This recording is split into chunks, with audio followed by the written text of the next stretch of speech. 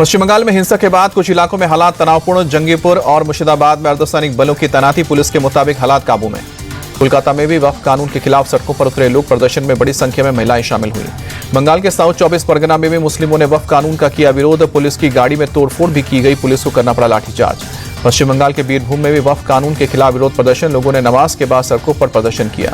मुर्शिदाबाद में हिंसा की घटनाओं के बाद झारखंड पश्चिम बंगाल सीमा पर सुरक्षा कड़ी की गई। झारखंड के पाकुर में सुरक्षा कड़ी, जम्मू कश्मीर के किश्तवाड़ में आतंकियों के खिलाफ सुरक्षा बलों को बड़ी कामयाबी मिली। 3 आतंकी ढेर सर्च ऑपरेशन जारी।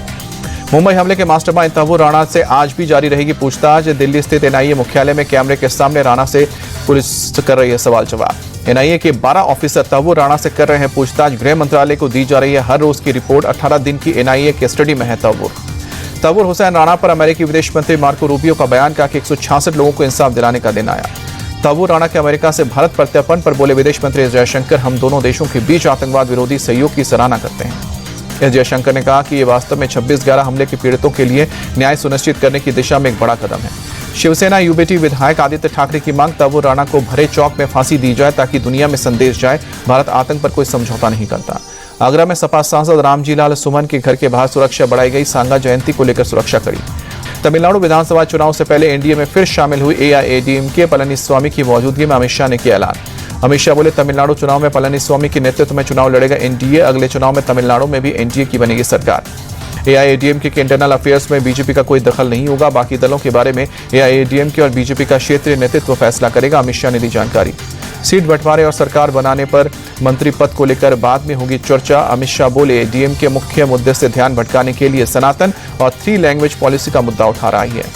एआईएडीएमके के एनडीए में शामिल होने पर पीएम मोदी ने जताई खुशी, कहा कि तमिलनाडु की प्रगति के लिए एकजुट होकर काम करना होगा।